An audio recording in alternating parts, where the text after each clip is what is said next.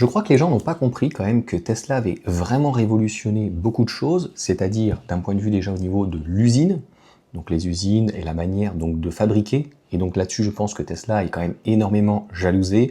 La grosse force, encore une fois, je ne sais pas pourquoi ils produisent pas plus. A priori, au niveau de la demande, et surtout on l'a vu en Europe, c'est un peu compliqué.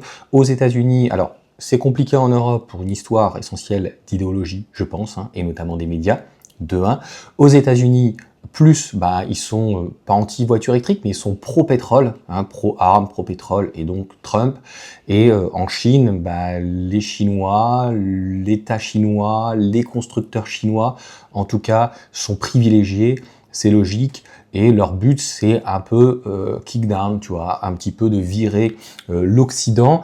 Donc après s'être servi de cette main-d'œuvre pas trop chère et qui fonctionne et qui travaille plutôt bien, après avoir donné toute notre expérience, toute une expertise, c'est logique qu'il y ait un peu le retour de bâton.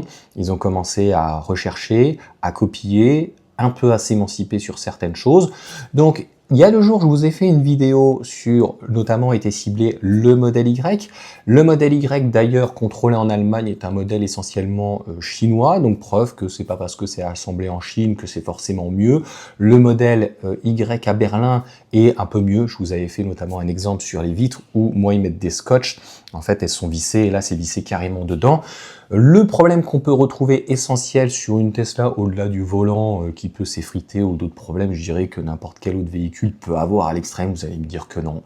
Bon, ou que je suis mauvaise foi, je suis pro Tesla, j'ai eu beaucoup de commentaires comme ça, dans un sens et dans l'autre, et je vais vous lister quand même la grosse force de Tesla, et encore une fois aussi la distribution, ça c'est très important. Que petit aparté aussi là-dessus, donc j'étais parti sur cette information-là, c'est que la distribution, vous avez l'usine, et ça arrive logiquement directement dans le centre de distribution. Les centres de distribution se sont quand même un peu améliorés, puisqu'il y en a encore peut-être quelques-uns qui se font en extérieur, donc lorsqu'il pleut, lorsqu'il fait froid, lorsqu'il neige, c'est quand même pas terrible, et Tesla maîtrise la totalité, puisqu'ils ont une verticalité, si on peut dire. Même en France, ce sont leurs propres salariés, de A à Z, de l'ouvrier au distributeur, au celui qui va vous livrer la voiture, à l'accueil, au réceptionniste, je ne sais pas comment on l'appelle dans ces cas-là, donc dans le centre de livraison, eh bien concrètement, vous allez avoir pareil. Vous pouvez aller commander le véhicule dans votre centre Tesla, mais sur le site internet, si vous avez une Tesla et que vous avez l'habitude, vous allez directement sur votre application, vous réservez 250 €, vous payez à la fin, à crédit, en leasing, comptant, peu importe, comme vous voulez, du moment que vous les payez, et hop, vous avez donc votre véhicule qui va être reçu. On reviendra d'ailleurs pourquoi il y a d'ailleurs un décalage avec le modèle 3 et le modèle Y sur les délais. C'est quand même très très bizarre, alors que la ligne de montage, il ne doit pas y avoir de modification. Donc là-dessus, on va passer donc sur tous les points où, et à mon sens, il n'y a pas d'hypocrisie. Et le but pour Tesla, une fois qu'ils vous ont vendu la voiture, c'est pas de vous revoir. Mais il peut y avoir, entre guillemets, des petites erreurs de jeunesse sur, par exemple, on va prendre un bras de suspension, parce qu'on va pas prendre les cardans, tout ce que vous voulez.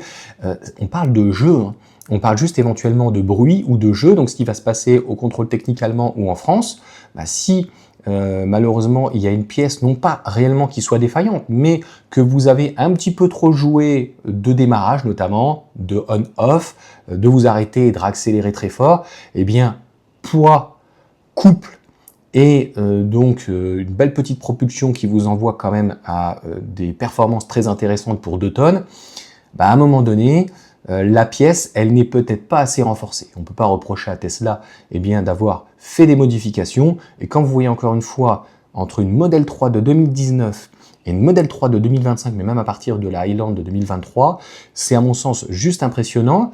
Encore une fois, ce n'est pas forcément parfait sur le SAV, sur la distribution, peut-être sur le prix ou le rapport qualité-prix, ou le fait qu'il n'y ait pas d'écran à l'avant, ou pas de radar, ou pas de lidar, certes, ou Tesla Vision, ou autopilote, mais quand même, à ce prix-là, actuellement, vous n'avez aucun véhicule qui vous propose siège électrique, les sièges à l'arrière chauffants, les sièges ventilés à l'avant, avec une colonne, en tout cas le volant qui soit réglable électriquement. Les Tesla qui sont vendus actuellement sont quand même très très bien équipés, et que ça soit une Model 3 ou même un modèle Y, au-delà du dépouillé, je trouve qu'il est un petit peu cher, à 47 000 €, vous avez pratiquement pas d'équivalence. Oui, il va falloir aller éventuellement chez les Chinois, mais ils ont une distribution qui est très classique, c'est-à-dire qu'ils s'appuient sur un réseau, sur des concessions, et qui sont souvent indépendants. Et on va dire que c'est moins intéressant, ils ont moins de marge de manœuvre et ils font aussi beaucoup de publicité sur Internet, ce que d'ailleurs Tesla ne fait pas. Donc Tesla ne fait rien comme les autres et leur grosse force, c'est de dégager une marge très importante et c'est pour ça que je me dis, mais punaise, pour rester correct, comment se fait-il qu'on n'ait pas un véhicule de 4 mètres ou 4 mètres 30 encore aujourd'hui? D'ailleurs, on peut se poser la question, comment ça se fait et que le modèle Y et que le modèle 3, les délais, a priori, les gens qui ont commandé en octobre-novembre ne l'auront pas avant mars-avril. Est-ce que vous voulez qu'on fasse une vidéo là-dessus? N'hésitez pas à me le dire, c'est totalement anormal. La ligne de montage, elle a été modifiée, je crois que c'était février ou mars. En Chine, c'était donc logiquement en janvier, puisque à ce moment-là, on a le nouvel an chinois, et donc ils ont, je veux pas dire de bêtises, 15 jours, voire 3 semaines, ils ont pas mal quand même de vacances. Pareil, hein, ceux qui veulent et disent ouais, les voitures chinoises, petit aparté, pas cher du tout, allez en Chine, les conditions sont quand même a priori meilleures qu'avant, mais vous aurez le revenu chinois. Donc il faut remettre tout en perspective, c'est quand même important. Et donc là, je voulais remettre en perspective parce que on est en train de parler d'un jeu dans un caoutchouc qui va générer à terme éventuellement du bruit ou, si vous voulez, ça n'atteint pas un problème de sécurité, mais c'est un défaut mineur et donc il faut le changer et Tesla va le prendre en garantie. Donc je vois pas où il est le problème et encore une fois, c'est 1 sur 5 parce que c'est 20% ou 17% de personnes sur un cardan ou plutôt éventuellement un bras de suspension. C'est parce qu'ils ont la gâchette sur le pied qui est au niveau de l'accélérateur, de la pédale, qui est assez important. Est-ce qu'on peut leur en vouloir? Non, le véhicule est prévu pour, donc le poids, ils pourront pas forcément le corriger, le couple, ils peuvent le corriger, et ce qu'ils ont fait tout simplement, c'est de corriger la pièce, et donc de l'améliorer pour éviter ce type de désagrément. Je rappelle qu'il y a des prix en garantie, et ça leur fait quand même 2000 balles à débourser, et donc il vaut mieux améliorer la pièce, ça coûte moins cher. Maintenant, comme tout industriel, leur but c'est d'essayer de minimiser. Quand vous voyez le capot d'un modèle Y, il est très fin, quand vous voyez le nouveau modèle Y au niveau du coffre à l'arrière, c'est vraiment des pièces qui sont très très fines, donc eux se disent, c'est pas forcément utile que ça soit hyper dur. En fait, on va essayer d'alléger la caisse sur des choses qui sont pas forcément importantes. Pareil, sur les disques et les paquettes, c'est assez léger en termes de diamètre. Quand on n'a pas énormément de régénération sur les batteries LFP, notamment les CATL, moins sur les BYD, et encore sur les NMC, il n'y a absolument aucun problème. Bon, l'hiver, c'est vrai qu'il faut monter un petit peu sur les freins. D'ailleurs, quelqu'un m'a mis en commentaire, c'était intéressant. Oui, 2-3 fois dans l'année, sans que vous ayez de passagers, mettre un petit peu un pied dedans et voilà, pour voir un petit peu si elle fonctionne toujours bien, parce que c'est vrai que la régénération est importante et on utilise très peu la pédale de frein. Dans les commentaires, ça y est allé, hein. Donc je vais vous donner tous les arguments que j'ai mis sur TikTok, ça a pris 10 minutes. Ce que j'aime sur YouTube, c'est de pouvoir faire des vidéos qui soient développées et de reprendre point par point. Et il y a des personnes, ouais, les Tesla c'est de la merde, c'est des merguez, mais quels sont tes arguments? Moi, je vous ai apporté des arguments en vous disant, il a été révélé au contrôle technique allemand, qui aurait pu être le contrôle technique français, eh bien, des anomalies, donc des défauts, à mon sens, qui sont mineurs, qui sont corrigés par la marque, et voilà, on n'est pas en train de parler, tous les jours, il y a des défauts sur des véhicules de constructeurs. Je crois que j'ai vu, c'est BMW ou je sais plus quelle marque qui rappelle telle batterie, et puis il y a cette DS7 a priori où la personne avait eu des rappels, donc et ne les fait pas, et voiture électrique, non, c'est une DS7, donc hybride rechargeable. Donc encore une fois, moi, ça ne m'a pas réellement choqué. Comme on m'a dit sur la Xiaomi, on m'a dit, Johan, c'est des défauts de jeunesse et ce n'est pas, à mon sens, des organes extrêmement importants, même si c'est des organes de sécurité. Mais je tiens à le rappeler, c'est vraiment important. C'est une histoire de jeu, donc c'est plus un bruit que vous allez entendre, c'est imperceptible. Donc, on va passer aux détails et je vais vous lire. Donc, la vidange d'huile. Donc, vous savez plus de vidange d'huile. Avis. Le remplacement du filtre à huile, du filtre à air, du filtre à carburant, vous n'avez plus tout ça. Bien sûr, vous avez toujours un filtre à habitacle. Bougie d'allumage ou bobine d'allumage, parce que pareil, là aussi j'ai été d'accord, j'ai eu un commentaire qui m'a dit « Ouais mais Johan, il y a des gens, ils tirent jusqu'au bout et ils font une révision ou une réparation quand le truc il casse. » Bon, pour casser quand même une rotule ou en tout cas un bras de suspension, waouh, je ne sais même pas, lorsqu'en fait tu as trop de jeu, est-ce que le caoutchouc va se barrer? Il va se décoller, il va se barrer, et s'il se barre, honnêtement, est-ce que tu vas pouvoir encore conduire dedans? Enfin, je sais pas. Dans les commentaires, n'hésitez pas, mais j'ai souvent plutôt des commentaires qui sont très peu techniques et des personnes qui s'y connaissent pas et qui vont te dire ouais, bah, de toute façon, c'est du low cost ou quoi. Écoute, encore une fois, quand tu vois l'assemblage du modèle Y, mais surtout le modèle 3, les Japonais de chez Toyota ont dit que c'était une œuvre d'art. Je dis pas que c'est exceptionnel, je dis juste que c'est le véhicule, je pense, électrique qui est la référence, qui est le mieux, et les gens s'en trompent pas, c'est pour ça que le modèle Y est le modèle le plus vendu, et le modèle 3 pourrait être plus vendu s'il était un peu plus polyvalent, notamment avec un haillon. Liquide de transmission, vidange de liquide de transmission. Tesla possède une boîte de vitesse simple à une seule vitesse, donc certains vont dire qu'il y a besoin éventuellement aussi de le faire. Il y a tellement de liquide sur un véhicule thermique, et par rapport à ce que préconise en fait Tesla par rapport à d'autres véhicules électriques, que franchement c'est juste réparation donc du système d'échappement, silencieux, convertisseur, catalyseur, les sondes à oxygène, donc il y a tous ces sondes, les sondes lambda et autres. Donc aujourd'hui sur une Tesla, vous avez des modèles S qui ont déjà plusieurs années, qui ont 500 000 km, et le type par rapport à une ancienne classe E par exemple qui l'aurait pris, quand je dis ancienne c'est plutôt un véhicule thermique, ou je sais pas, une Audi A6 ou une Audi A7 ou une Audi A8, ça lui change la vie, tu imagines. Rinçage de radiateur, de la pompe à eau, du liquide de refroidissement, remplacement de la courroie, chaîne de distribution, nettoyage, ça c'est ce que le clampin lambda ne fait pas, tu vois, donc il va jusqu'au bout, et un jour, il y a la courroie accessoire qui lâche, et puis c'est à ce moment-là où il fait. Nettoyage, remplacement de la pompe à carburant, des injecteurs de carburant, et ça a un délai maximum. Donc quand une pompe à essence, par exemple, sur la SLK que j'avais eue, là que j'avais pris avec beaucoup de kilomètres, je crois qu'elle est donnée à 180 000. Ça veut pas dire que tu peux pas faire plus, puis le jour où elle tombe en panne, bah voilà, si tu l'as pas changé dans les temps, bah, c'est le risque, hein. Ça se contrôle pas ce genre de choses. À un moment donné, tu as un kilométrage, il faut aller directement dans le réservoir, la changer, et puis on n'en parle plus. Remplacement donc de la courroie, tout ce qui est crépine, les courroies d'accessoires, les défaillances du joint de culasse, le remplacement des batteries de 12 volts. Vous savez que Tesla, c'est pas les seuls, ils ont des batteries maintenant au lithium, donc ils ont amélioré ça. Quand ils se sont rendus compte que la batterie 12 volts qui était au plomb, elle changeait tous les 2, 3, 4, 5 ans, bon ben voilà, lithium. En plus, elle est plus petite, et finalement, on a une batterie, pour le moment, il n'y a pas eu de remplacement, logiquement, c'est au moins 20 ans, donc ça va permettre de voir cette petite batterie de 12 volts, sa durabilité. Défaut ou panne de transmission, contrôle des émissions et échec en contrôle anti-pollution, parce que oui, la transmission, moi c'est ce que j'ai eu sur mon Cayenne, c'est au minimum le palier, voire toute la transmission. Donc quand vous avez un moteur électrique, et ça c'est tous les véhicules électriques avant, arrière, eh bien franchement, et pareil, par exemple chez Ford, ça m'avait un petit peu choqué, tous les 4 ans, il faut faire une purge du liquide de refroidissement. Oui, mais s'il est bon, à quoi ça sert de le changer? Donc en fait, Tesla est très pragmatique. Vous faites un contrôle, et si le liquide de refroidissement il est bon, ils vous le changent pas. Donc ils vous ont fait payer 10 ou 20 balles pour le contrôler, mais ils vont pas vous mettre 50 ou 80 balles. Et puis chez les autres, c'est 400 balles. Donc c'est une obligation. Et si vous le faites pas, eh bien vous n'avez plus la garantie. Chez Tesla, c'est pas le cas. Défaut ou panne de transmission, pareil, vous allez avoir tous les différents ponts qui sont à purger, de la boîte de vitesse que je vous disais, contrôle des émissions et échec en contrôle anti-pollution, surchauffe due à des fuites de liquide de refroidissement ou à des thermostats défectueux, s'arrêter aux stations-service, les fluctuations du prix de l'essence, même si on peut avoir par rapport au kilowattheure aussi, mais c'est quand même très agréable d'aller directement brancher son véhicule à la maison. Remplacement fréquent des plaquettes et disques de frein, le freinage régénératif permet aux freins de durer jusqu'à 100 000 à 200 000 miles pour certains, mais même beaucoup plus. Donc les plaquettes, pour moi, c'est à vie. Plus de voyants moteur allumés, passer devant 3 stations-service parce que c'est 10 centimes de moins ou plus cher, aller faire 4 km. C'est vrai que moi, notamment à l'éthanol, j'étais obligé de faire des détours parfois. Même si en ce moment, je dépose mon fils à un endroit qui fait que je passe devant et je peux considérer que, comme c'est détaxé, personne ne se plaint que c'est détaxé l'éthanol, c'est un peu hypocrite, eh bien, on est à 67 centimes. C'est vrai que quelqu'un qui a un petit budget, une petite Laguna à l'éthanol de base, avec le 2 litres de 140 chevaux, c'est clairement très bien, c'est pas ce qui se fait forcément de mieux, mais c'est très bien.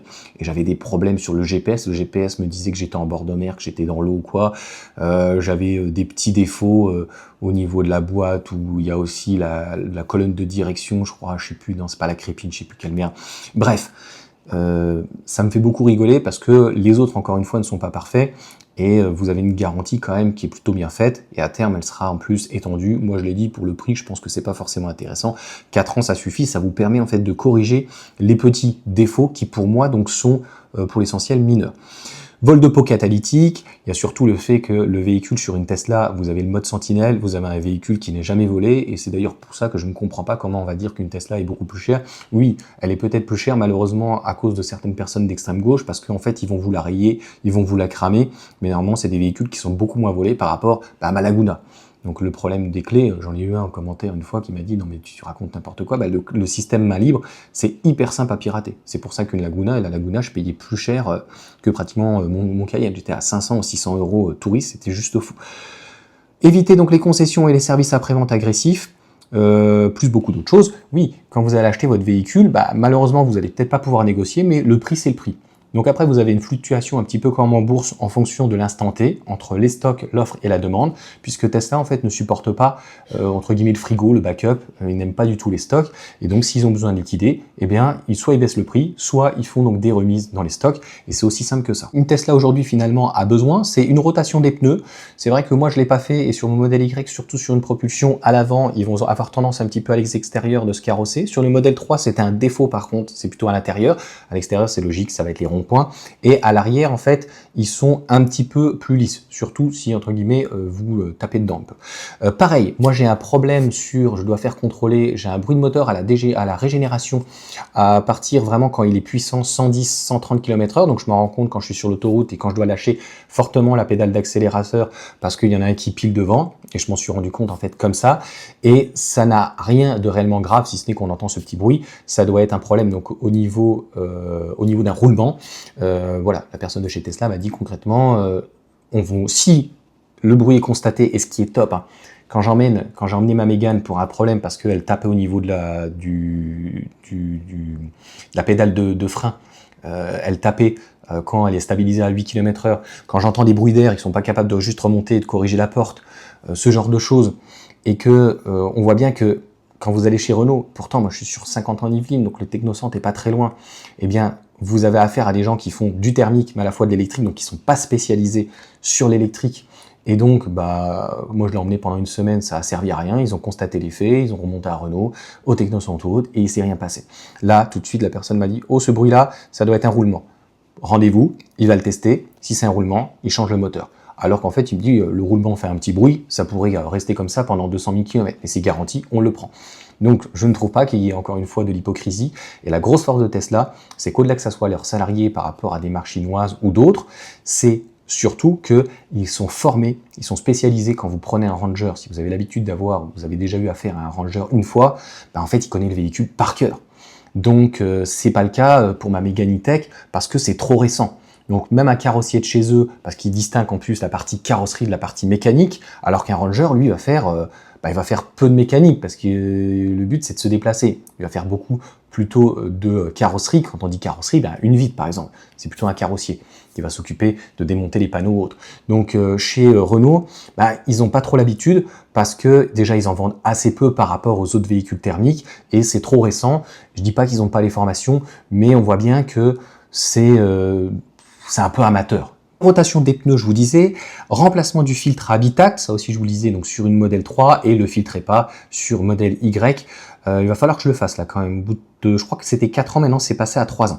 Le remplacement du liquide de frein si nécessaire après de nombreuses années, et le liquide de frein, ça pareil, et le liquide de refroidissement, de toute façon c'est quelque chose qui peut être contrôlé, et concrètement vous pouvez le faire chez Tesla, vous pouvez le faire vous, et je crois que c'est les seuls aujourd'hui Tesla où si vous faites le liquide de refroidissement même vous-même, à moins que vous l'ayez mal fait, on ne vous embêtera pas là-dessus. Donc c'est aussi simple que ça. Je me rappelle d'une personne, j'avais vu sur Facebook un commentaire, il s'était plaint que la voiture, l'autonomie était pas folle, et vous demandez l'autorisation ou pas à Tesla d'avoir le nombre de kilomètres. Alors peut-être que la personne n'avait pas à répondre comme ça, mais il lui a dit, monsieur, attendez, sur l'autoroute, vous roulez à 200. C'est 130, donc c'est normal que l'autonomie descende. Donc à un moment donné, on voit bien qu'il y a des usages sur certaines personnes où est le juste milieu. Je pense qu'il fallait le prendre plus comme un conseil. Lui, il a mal pris en disant, écoutez, monsieur, nous ne sommes pas responsables en fait de l'autonomie du véhicule, surtout que vous en faites un usage qui est logiquement inégal. Mais comment ça, vous le savez ou quoi? Il faut arrêter d'être naïf. Aujourd'hui, de toute façon, c'est obligatoire. Il y a des boîtes noires dans le véhicule, donc je vois pas où il est le problème. Donc contrairement à une voiture à essence, ou diesel, ou hybride, le groupe motopropulseur compte entre 2000 et 3000 pièces mobiles, une Tesla n'en possède que 20 ou 50. Donc vous l'aurez compris qu'aussi un véhicule électrique, c'est une batterie et un moteur, bon, il y a le BMS et le port de charge et quelques petites autres choses, et puis de la gestion, l'ordinateur, le préconditionnement, la pompe à chaleur éventuellement. Mais la force de Tesla et d'Elon Musk, c'est d'avoir réduit en fait le nombre de pièces et d'avoir en fait moins vous allez avoir de pièces, c'est-à-dire plus vous avez de pièces, moins vous allez avoir de pièces, plus le diagnostic se fera facilement. Donc les dernières innovations que Tesla, là-dessus, je pense qu'ils sont éventuellement en retard, et pour ceux qui ont une demande spécifique dessus, ça va être le 800 volts, et aussi le 800 volts, ils veulent passer. Vous savez, lorsque Tesla fait quelque chose, c'est comme sur les V4 au niveau des armoires. Lorsque Tesla va vouloir passer au 800 volts, comme le Cybertruck, mettons, mais je crois qu'il est encore toujours en série, en dérivation, pardon. Le but, c'est d'avoir une sortie de câble et une entrée. Et en fait, qu'on ait tout logiquement de série, c'est comme ça qu'on dit. Donc, 800 volts de série, ça veut dire que grossièrement, comme une maison par exemple, qu'on n'ait pas une sortie ou plusieurs sorties et des pieuvres, et que ça aille pas dans tous les sens. Ça a un inconvénient et un avantage. Le fait de passer en 800 volts, vous l'aurez compris, il y a des avantages et des inconvénients. Le fait de passer aussi en série, par rapport à des pieuvres et de la dérivation un peu de partout et de repiquer, quand vous avez quelque chose qui tombe en panne, vous pouvez continuer à rouler, par exemple, si c'est un capteur peut-être TPMS ou autre chose. Là, si vous avez un problème sur une partie du faisceau, la voiture, elle est en panne. Vous comprenez? Parce qu'en fait, à un moment donné, et bien comme cette série, s'il y a une panne ici, qu'il y a une erreur, eh bien, c'est fini. Gros avantage que ça a, par contre, c'est que vous allez tout de suite diagnostiquer la panne, puisque vous allez savoir, comme cette série, où c'est. En dérivation, ça peut être un peu plus compliqué, vous l'aurez compris. Et le but, c'est de réduire aussi les coûts dessus, je pense que ça arrivera, et de passer donc toutes les Tesla aussi avec une colonne de direction, eh bien, sans direction, il n'y a plus de direction électrique, on a, qui soit donc assisté en tout cas électriquement parlant, mais vous avez la suppression de la colonne. Je sais jamais le nom. Le mot en anglais stay by dire, je sais pas bien le dire, donc c'est pour ça que ne m'en voulez pas dessus.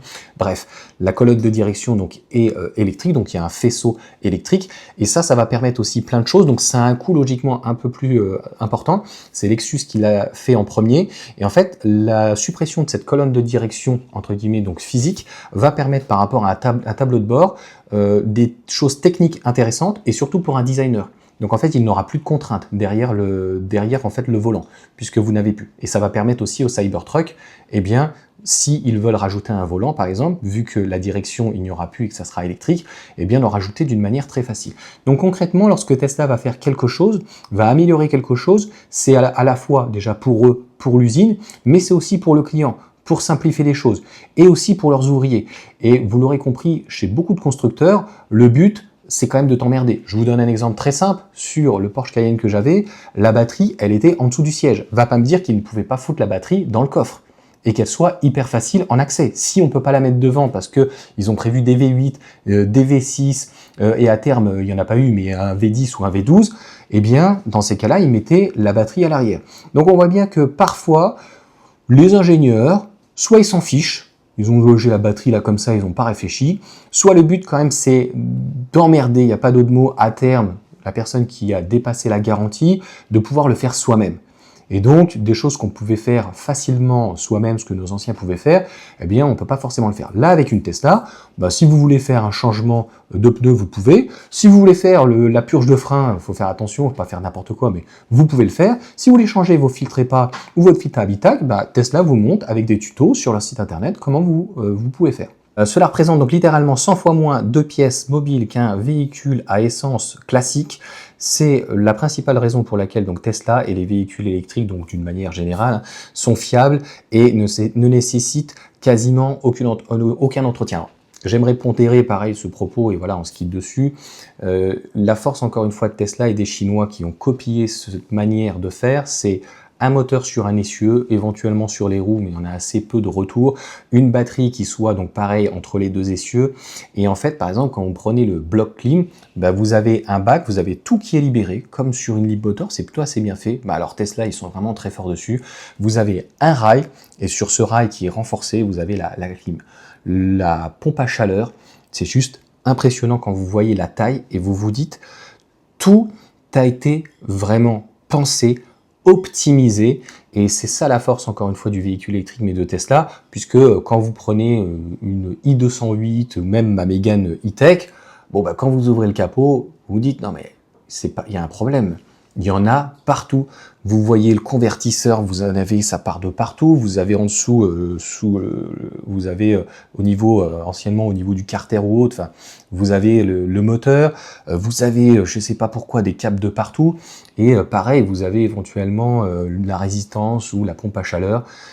Il n'y a rien qui est organisé comme un véhicule électrique. Tout est en fait sur la ligne de montage, j'ai l'impression, organisé sur un véhicule thermique.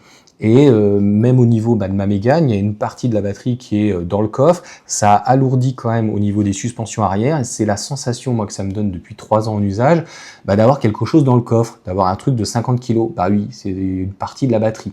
Donc l'idéal, encore une fois, sur un véhicule électrique, sans que ça soit hyper puissant, c'est un moteur, même limite en ferrite, éventuellement donc sans terre rare, qui fasse 200-250 chevaux, qui ait une très bonne régénération, one pédale, sur l'essieu arrière, qui libère donc de la place à l'avant, que vous puissiez avoir un seuil de charge à l'arrière, même s'il est un peu haut, eh bien qu'il soit plat, d'avoir libéré la place à l'avant et d'avoir un coffre aussi à l'avant pour pouvoir mettre des choses au-delà d'un câble, et des choses par exemple pour du congelé, pour aller en course, et en dessous donc du bac, d'avoir donc quelque chose de propre, à la fois pour nous, même si on s'en fiche qu'on ne le voit pas forcément, mais surtout, en fait, pour le mécanicien.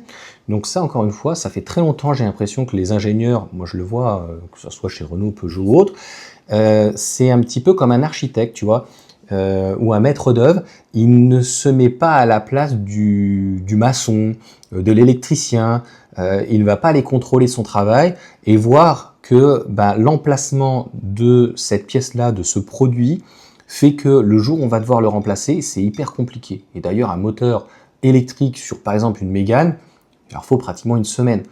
Parce que Tesla, il leur faut même pas une journée. Donc le coût n'est pas du tout le même, vous l'aurez compris. Et encore une fois, remplacer d'une manière très simple et, entre guillemets, de jeter, ça veut dire aussi que la pièce va être recyclée.